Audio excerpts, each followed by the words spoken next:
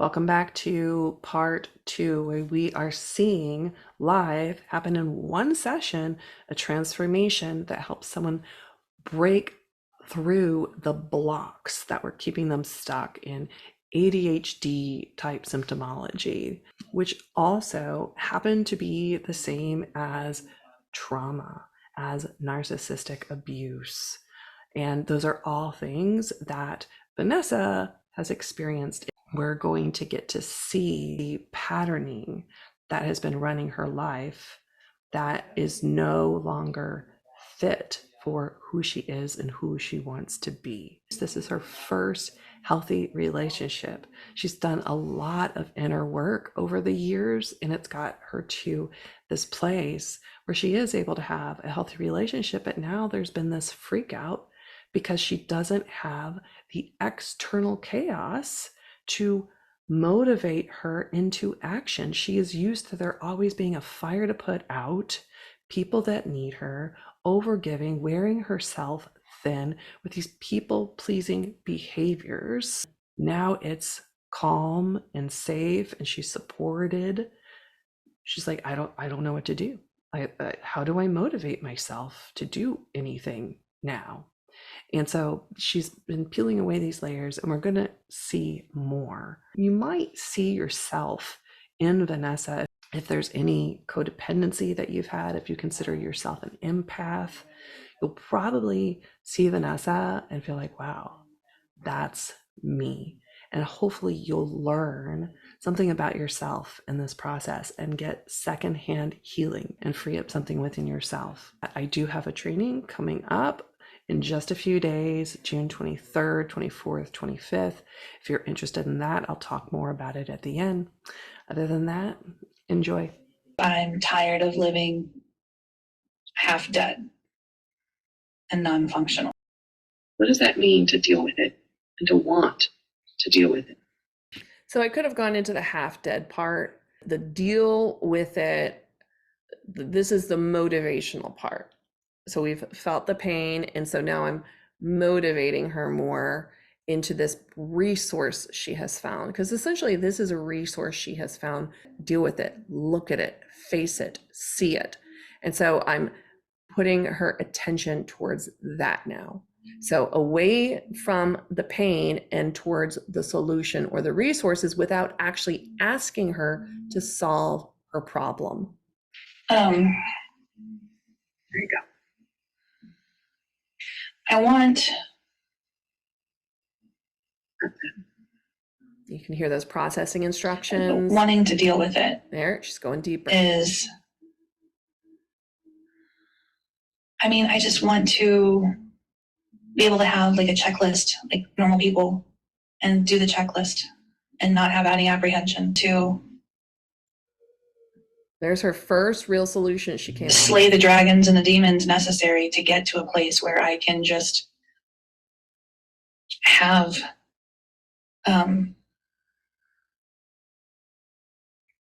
that function back, to be able to step into and not be afraid of responsibility. Because when we were talking about this, responsibility, there we go. It's never been scary for me before. I've always had to be responsible. I've always had to be responsible. Here's a little tip. There's certain words that cue us into the fact that this is programming that is talking. It's the conditioning, and any kind of shoulding, I should, I have to, I need to, that's programming. Because until we get to an empowered state, they're going to continue to be shoulds, have to, need to. Had to. And I guess there's maybe some resentment around that. See the hand on the heart? Which I hadn't really thought about before. I mean, I had in the moment, but not since then. See the moving, that self. What does the resentment have to do with all of this? That hand on the heart. It was just laying there.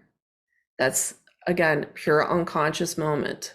But I didn't tell her to do that. I didn't say, hey, put your hand on your heart. What does your heart say? I could later, now that it's come up for a resource for her, but I would probably bring that to her attention first And then if I intuitively felt called to later in the session, guide her to put her hand on her heart, that's something that's already come from her rather than me telling her to do something. Because some people feel stuff in their guts, their solar plexus, or below the belly button, or their throat, their hands, even the feet. And so instead of me telling someone what to do, she's telling us what her resources are. Well, I was in a situation before multiple times where either I stepped up or nothing happened. Mm. Either I stepped up or the bills didn't get paid, or the kids didn't get taken care of. Our emotional welfare wasn't handled. The things that needed to be done didn't get done. You had to. I had to. There was the other parties involved were either incapable or wouldn't, and it had to get done. So I did the thing, and I saw a void. I jumped in to fill it, and that was like not even in my family life, but in my social lives. There would be something that needed to be done, and if I could do it, I jumped in and I did it, which wore me very thin. And I can see, in some ways, my body probably, or my mind, trying to protect me from being overly responsible, overly involved. Look at that. That makes perfect sense, doesn't it? Protecting you from being overly responsible. Yeah, I keep trying to think of when this became such a massive issue. When I had to deal with my relationship with Chris and that falling apart, I had to take full responsibility of our relationship, not full responsibility of the repercussions of what happened, but the managing of it. I had to step in and be, the executor of the relationship, because they clearly wanted nothing to do with anything, as far as what to do or how to do it, or, nothing, absolutely nothing. So look at this. She regressed back to when she was with someone else and she had to be the one taking care of everything. I didn't count back from 10 and have her go to a memory to where she had to take care of anything. She had a spontaneous regression. This is what it's like to hold space for what is, being with our client where they're at rather than where I want them to go. What's going on with your back? Well, quite honestly, I may need to put on a support garment that I had not before. What's happening with your chest right now? You were feeling your chest earlier. Bring her Since the back. accident, I've been I had a lot of pain last night where I couldn't go to sleep. That's something I need to get checked out. Friend's company to see about going to do that. So it's literally everything. Because you haven't had to. Yeah. Making her stay It on it. hasn't gotten chaotic enough. Yeah, my concern is that I don't know if there's a deadline, I don't really know how this works, but if there's a point where, it's like, oops, sorry, whatever's going on with you now may not be related to that, and you can't go to the doctor under our dime anymore. I'm concerned that I'm going to let that go too far. So what's different now? You said in the past you had to deal with things. You had to step in and be responsible. You had to. What's different now? Now, what's required of me is fairly minimal. Nat takes care of their own shit. Outside of me being physically present and involved with Nat directly, there isn't someone else just like dropping balls and causing issues. unless it's me. So I'm the one. And for the past few years, it's been me anyway. But my daughters were also kicking in here and there or things like that. But now it's just pretty much me. I'm the one that's causing the balls to drop and the things to happen. So What's different now? Not letting her get away with it. Really? I'm supported. I'm supported. I'm supported. I'm not on my own anymore. Even when I was in relationship before, I was on my own. I'm not on my own now. Which is it? Are you on your own or are you not? I don't remember what I said. I would say I am not on my own now. See that I'm trans? definitely in a very solid partnership. And there's a lot to be lost. There's a lot to be affected. There's a lot to be, I don't want, there's a lot of damage that can be done. And I don't want to be the one doing that damage. I don't want there to be any damage. I want to, for the first time in my life, have a successful relationship. And this time I'm the asshole, and I don't want that. That success came up again, but in a different context. Ruin what could be a really great thing for me, for both of us. But how are you feeling about the problem now?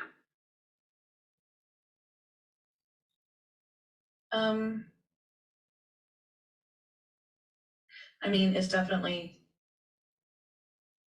again, it's like right in my face. It's like it gotten to drill down and identify, not even what the problem is, but also what the repercussions of it going too far could be. Did you see? I asked her that question again. What's the problem? Very different quality that we're getting here now. That took her even deeper, and something new came up because we've peeled through these other layers, and now it's like, okay, what's here now? What's here now? And now we're seeing what that is. And it's a very big problem. It is. It's like an acid. It's going to eat its way through everything until it's gone. Interesting that there's a lot of metaphors around destruction, destroying this acid that we've seen, and I think we will continue to see as well. The problem will be gone. Just the good stuff that, I could have had there not been a problem. The acid will eat it away. Mm-hmm. Unless you deal with it. Mm-hmm. Bringing in that other resource, deal with it. That's right. See that yawn? Nice yawn. See, every time I bring in one of these unconscious, these words, we get the yawning. What do you really want? And I want you to really think about it. I want you to take your time on this and really think about it. That's right. There you What go. you really want.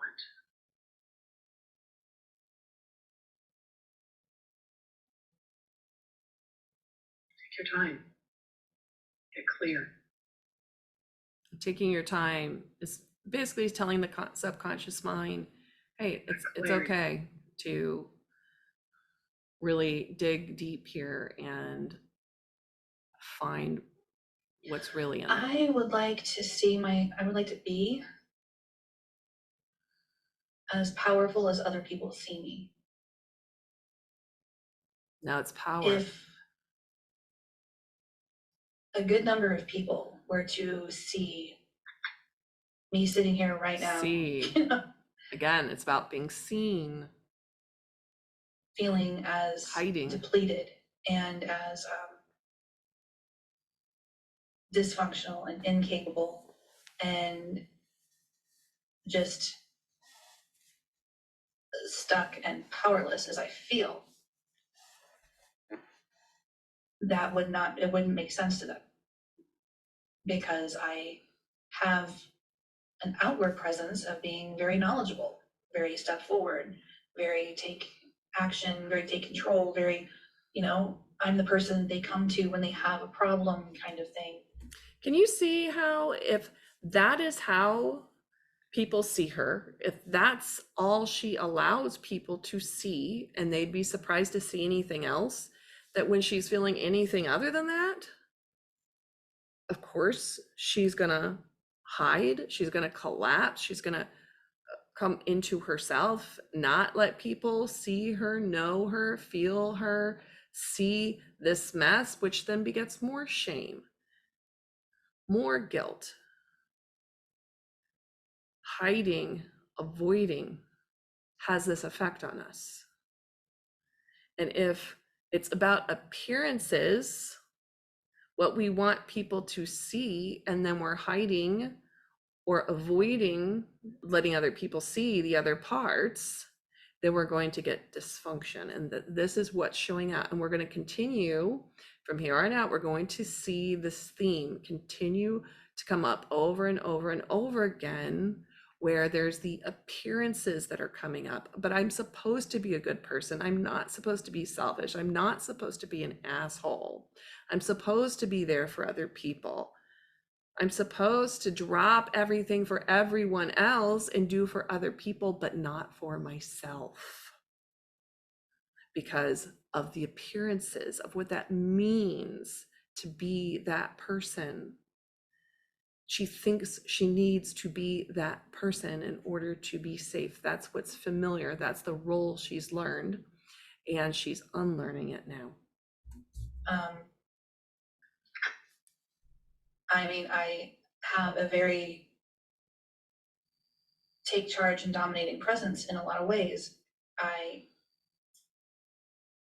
am not unclear or unsure,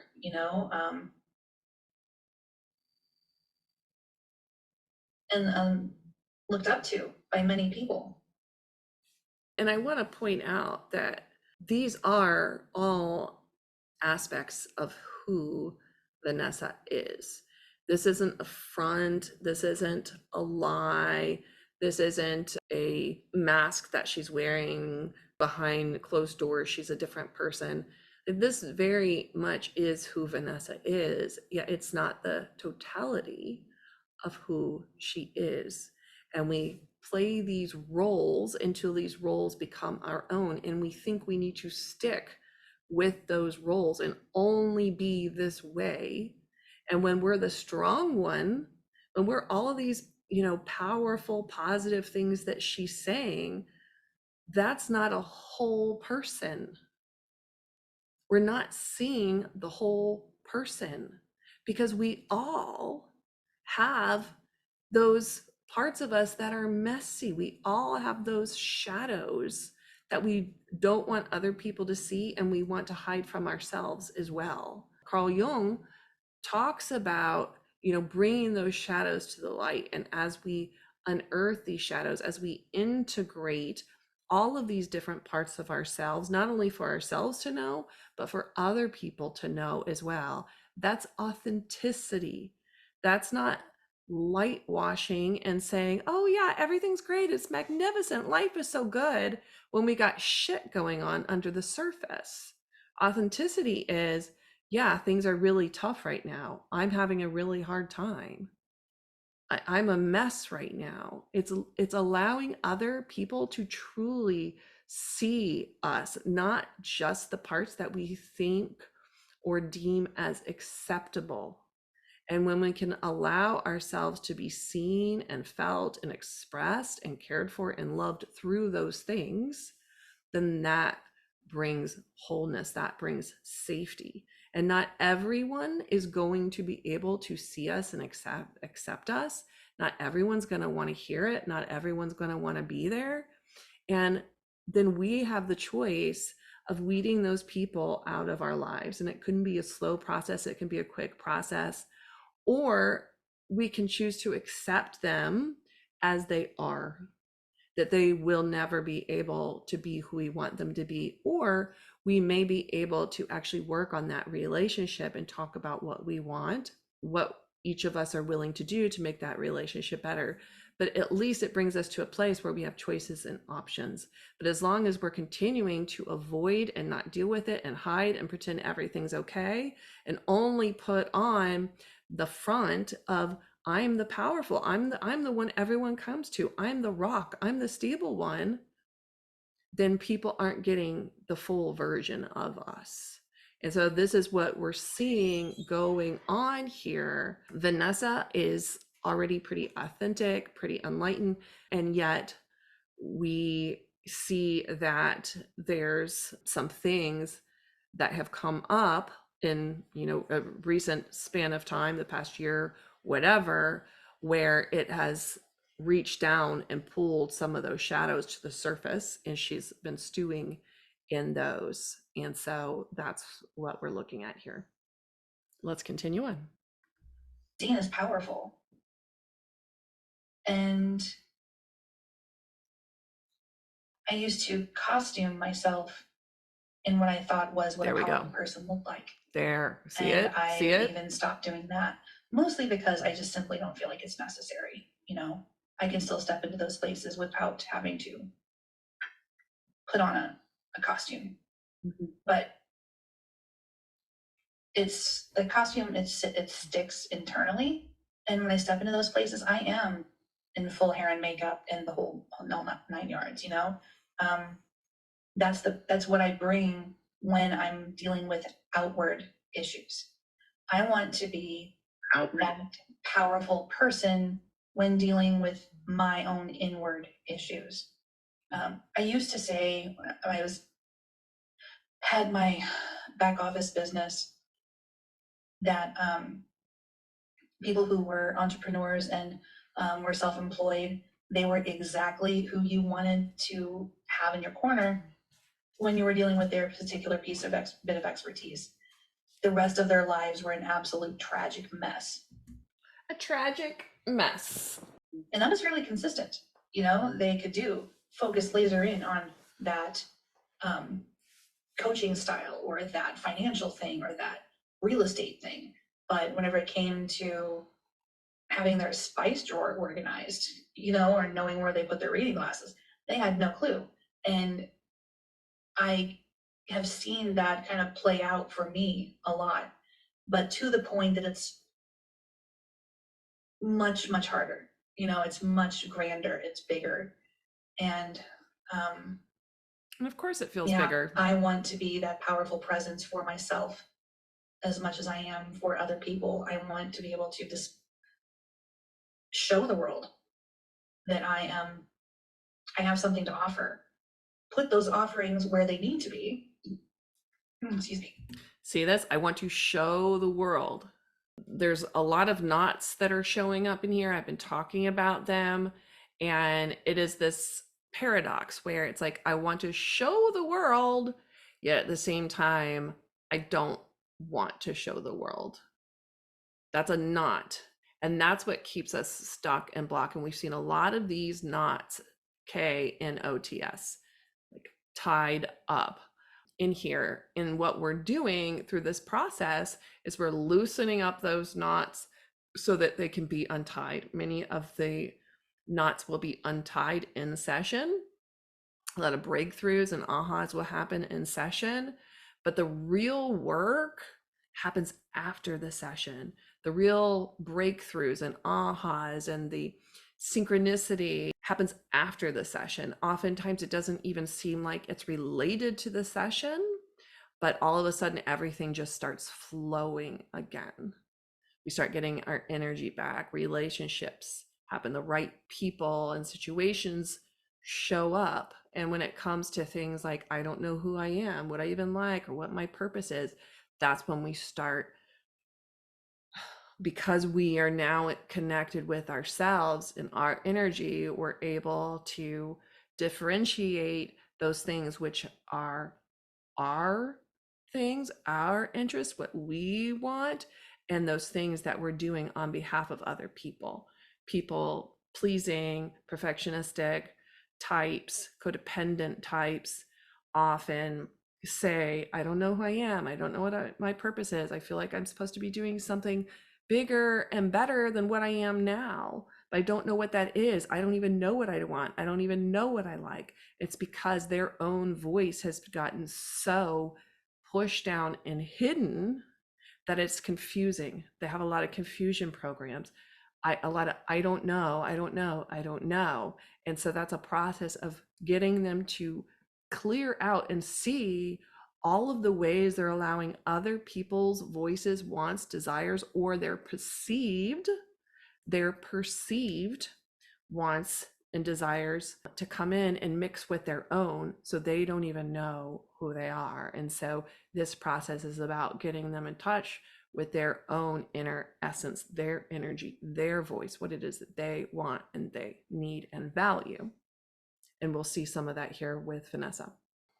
Make them accessible, monetize myself in the ways that I can, and support myself. For yourself. Mm-hmm. Let's support yourself. Yes. And therefore support my environment, support my relationship, support my future. You know, So are you powerful? allow me, Are you powerful or not powerful? yes. Yes, See that I knot? am See that knot? Am I powerful or not definitely powerful? powerful. I can definitely be a force for good. Which is true. I can bring a lot of peace and a lot of knowledge and love and all the things I find important to those around me. But I can also withhold it for myself. What's the most important thing about being powerful for yourself? That I am a vessel, I am a vehicle for my own progress and success and happiness that I want to see in other people. That I am fighting just as hard for me as I would for someone else. You're fighting just as hard for yourself. That's big. What's stopping you from fighting just as hard for yourself? Mm-hmm. Yeah. Because again, as I was saying earlier, it was easier for me to, when I was, before we moved here and I was living at home and alone, or I was on my own, I should say, that if I messed up, I was only hurting me.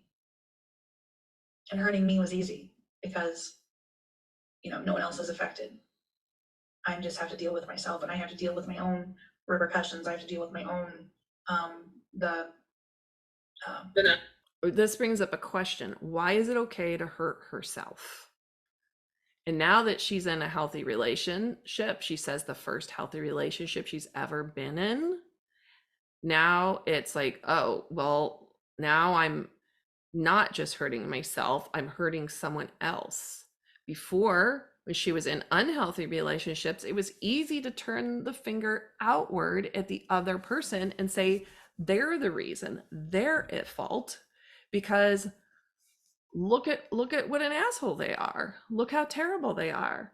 But now the person is good to them, they have a safe relationship, and the spotlight is on her. And this is why so many people get back into narcissistic relationships again, abusive relationships again, crappy relationships with people that are avoidant, that trigger them, because that's what's familiar. Because when they're in a healthy relationship where there's a secure attachment, where there's reciprocity, give and take, where there's support and being supportive, then all of a sudden we're left to look at ourselves and our own shit, and the fact that, oh my gosh, my unhappiness is because of me, and that can be too much for the mind to handle. And so we will find ourselves back in that chaos, and that's what her mind is wanting to do. That's what's going on here. Her mind is wanting to recreate that chaos that she's used to on some level, because that's what's familiar, That's what is comfortable. And then it doesn't have to look at the fact that she can be the root of her own suffering. When she was on her own, it's like, that's okay. It's just me. She didn't value herself enough to say this isn't okay. But now that it's affecting someone she cares about, it's, oh, wait a second, this is not okay. And so there's been all of this tension that is building so that it can be looked at, so it can be dealt with, so it can be healed, so it can be integrated, so that she can move forward and be the kind of partner and have the kind of partnership and success that she wants. And I'm about to repeat this question because she was kind of there and then she kind of went to the story, and I really want to nail this home. You'll see me do this a lot where I will come back, I'll repeat the same question, and I might do it a little more sternly to let her know that I mean business. I'm not going to let her off the hook with some fluffy answer. I'm not. I care too much. And she's invested too much. Clients invest too much to have a fluffy, feel good person that's just gonna let them off the hook. Consequences. Samantha, what's stopping you?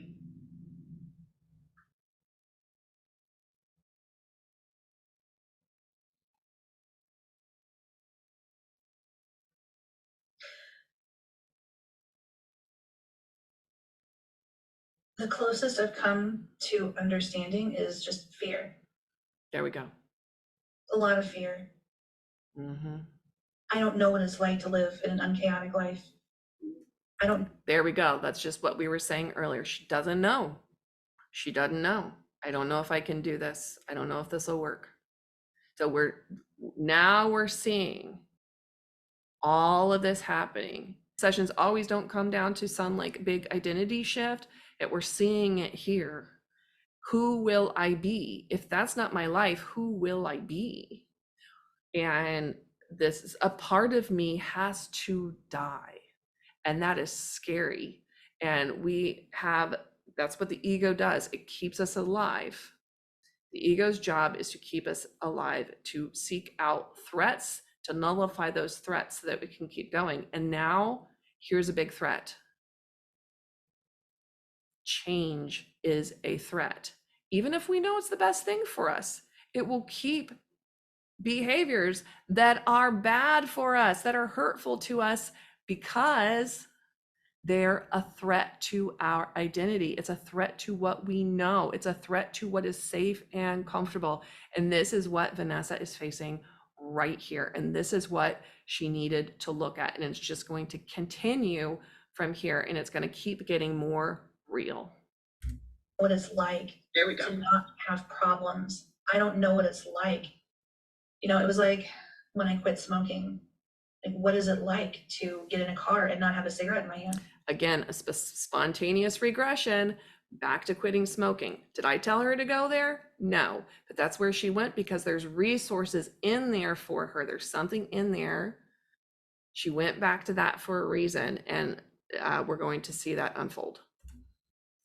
What is it like to eat a meal and not want to run straight outside and light up a cigarette? What do you do? What do people do when they're not smoking? You know, what is it like to live in a life where I don't have something standing in the background waiting to be attended to and causing me anxiety? So how did you deal with that when you stopped smoking? Drawing her attention back to that regression. But I got help. How did you deal with the impulse after you ate to go outside and smoke and those impulses? That's specifically what she brought up, that impulse to smoke after she ate. And so I'm bringing her back to that. There's something in there for her. I just changed my routine. Changed your routine. He told me things to do, and I did them. I was determined to not ruin the investment that I made. You were and to determined not to ruin the investment you made. Mm-hmm. What does that have to do with the problem now. Looping it back to the problem. Why did that come up? What's in there for her? That's right. There we go. I have made my investment at this point is this room, this place, this person on the other side of the wall. This is my investment. See how that's so beautifully connected? I mean, I can't plan that stuff. I can't make that happen. I can't pull out my script and say, oh, what's the script to connecting the investment put in to stop smoking to the investing put in to making this relationship happen and moving across the country and living my dream life and actually starting to enjoy it, to allow myself to actually step into being the woman and having the life that I've dreamt myself of being. What do these two things have in common? I couldn't have known, I couldn't have thought to do that if I was following some sort of script, some sort of process, some sort of technique, using certain words and making her squeeze into that and giving her guidance. Here, go there, do this, say that. Here's this suggestion. Where's the suggestions for that? Where's the positive affirmations to lead her to that, to make those connections? It isn't anywhere. We're just looking and listening for it and being with Vanessa as she's going through it. See how powerful this is? The investment she put into smoking. Why did she go back to that? Because she's in that same place now. And you're going to see as she talks about what she had to do in order to get herself to stop smoking cigarettes, that is going to apply to what she's going through now in her life. And as we already know, since I told you in the beginning, she did bust through these blocks and she has been doing really well. And I will share that 3-month update that she did, as well as her second session that she did afterwards. But just look at what's happening already. And from my recollection, this was an okay session. For me, this was just an okay session. The second session was much better. As I said, working with friends, it can be a little bit more tricky for various reasons. So like her Eeyore shirt there, you may have been looking at that going, how much does that, what does that say about her? When we identify with the different Winnie the Pooh characters, what does that mean about us? Like it's written on her.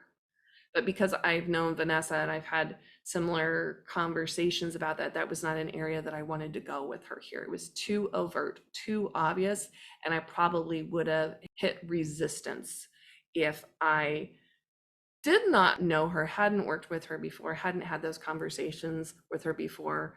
It would have been great to bring something like that up. I probably would bring it up later after we did the more therapeutic work like we're seeing now. It would probably be something I'd bring up more on the back end. Let's look about the investments and how they're similar and what it has to teach her now. And I don't want to ruin it. I don't know, like with the smoking, I was sipping on ice water or chewing on ice, or, I did a lot. I was running back then. I would go for a run if my anxiety got out of hand. I was drinking teas and things like that to help calm my nerves. Those are my solutions to getting through that back then. I don't have those tools. I don't have those tools. Do you believe that?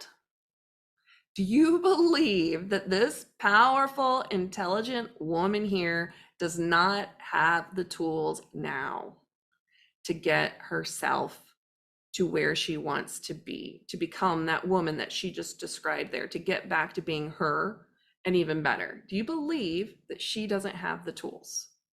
Now, if I were like most of the other coaches and hypnotists out there, we would probably go down this path of, let me give you tools. Let's create a list of solutions. Now, what are you going to implement? Let's hold you accountable. That's not going to work. She'll even say later that accountability partners, that has not been helpful and useful for her. What you will see in this session is that she finds her own tools. I am not giving her tips. I'm not giving her tools. I'm not coaching her. What I am doing is asking her the right questions, repeating back the appropriate things, using processing instructions so that she can access what she needs right now in this moment. Because I guarantee you, this has been a problem for her for a while. Do you believe for a second, especially with what she said, all the way she's been distracting herself, all the YouTube videos, do you believe for a second that she hasn't watched a whole bunch of videos about ways to cope with ADHD, ways to get out of procrastination, ways to get into shape, lose weight? Do you believe that she does not have the tools? If she were to search the recesses of her mind, and if I were to ask her to come up with a list right now, she could come up with 50, 60, 100 different things. But that's not what I'm going to do. I'm not going to have her do that. You're going to see that she's going to find her own resources. And that's what ACH is all about. This is what this advanced conversational hypnosis is all about. Letting the subconscious mind do the work for us to accelerate things so that we don't need to spend years and years and years of therapy. And you can see how this is encompassing so many different therapies. If you've got certification after certification after certification, you're probably going, oh, look, I could do some timeline therapy there, do some coaching there. This, oh, look, it's parts work, it's somatic work, so many things, but it's none of it. It's everything and nothing all at the same time. And that's what makes this so powerful. We've got some principles that we use in this, but we don't have a long list of rules and techniques and way to go about things. And when this happens, then you do this. And when this happens, do this. But sometimes you do this. No, none of that. Let's go. I don't know what to do. I Of don't course she know does. what the things I should be doing to help keep this from happening. Is that true? Calling her bluff. Other than just doing it, just telling my brain to That's shut a solution. Not in my brain. It's instead of sitting See there that? and knowing See I that? have to get up and walk across the room to do a thing and feeling paralyzed. I don't, because that paralysis is so real. It's so real. Like, I literally am sitting there being like, dude, what the fuck is wrong with you? You have this much time to get ready, go get in the damn shower. You know, and I'm stuck. My muscles will not move. It feels Something else will happen to distract me. It's just, We're I back. don't know. We're back to the symptoms now. That's all right. What does changing your routine have to do with it? Because she brought that I up. think it would be everything, creating some sort of discipline. I haven't had discipline in my life in a while because I'm not great at self-discipline. You know, I'm not great at telling myself, you know, like setting a routine and sticking to those routines. That's just not something I'm good with because it's too easy to not do them. You went to smoking, but your mind went back to when you quit smoking, Mm-hmm. and how you did that and how you dealt with it Mm-hmm. for a reason. Why do you think that is? Notice how slow I was talking there. That's deliberate. I could say, oh, so you went back to smoking for a reason, but I slowed down my speech without sounding like I'm doing the hypnotic voice. So you went down to no, without sounding like I'm a yoga instructor. Normal voice. We don't ever want to cue someone into the fact that we're doing something. We don't want them to know that we ever started. Can you see anywhere in this where we've started the session, where the hypnosis has begun. No, it is snuck up. It's snuck up in here. It hasn't started. I haven't said, okay, now we're starting. And we don't want to do that because it signals the subconscious mind, those protective walls come up. It's like, oh, we're starting now. And we want to avoid that. So we're being sneaky, very, very sneaky. Because that was a really big, hard thing to do. And I had to actively change things that I was doing. What's the I? I actively had to change. Is that the same I that feels frozen and stuck? Or is that the I that is powerful? The I that quit smoking was definitely a more powerful and motivated person. That person was fucking on fire. I asked about the two eyes. Is this you or is this you? Which one is it? And of course, we're both. We're multifaceted people. We're not just, all powerful. We're also like very powerless and weak. We can be strong, and we can also, right circumstances, completely and utterly powerless and weak. Acknowledging all of these parts of us is very powerful. Yet they're also, it comes down to choice and realizing that we have choice. And so this is what I'm setting her up for, is to look at these different parts and ultimately realize that she does have choice. She isn't that powerless person that's frozen and can't move. But we've got to process this stuff first in order for that to happen. And so ultimately what we're doing with ACH is taking people from a place of not having choice to having choice. We're giving people choice back, and that's what freedom is. A long-term toxic relationship was creating my own life initially for the first time ever in my life. Again, a regression. I was fighting for my kids. I was losing weight. I was maintaining the health habits I'd already started. I was teaching other people about having better health habits. I was doing a lot right then. I was on my fucking game then, and it pisses me off that I'm not them anymore. I've gained so much weight, and I can't even remember the things I used to cook when I was that person. I can't run anymore. My body will not allow it. I physically am structurally unable to run. Even hiking is really hard right now. FYI, after this, she started walking and hiking, and you'll hear that when we do the 3-month update. This is a good place to stop.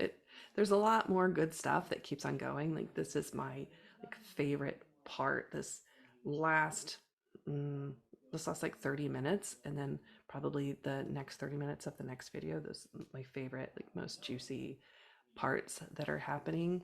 So tune in for that, and you'll get to see the conclusion of this transformation that happens with Vanessa, along with the follow-up video 3 months later, where you get to see the effect that it had on her. And we also have a second session that we did as well, so you'll get to see all of that. If you do want to do that training, information is below, and see you next time.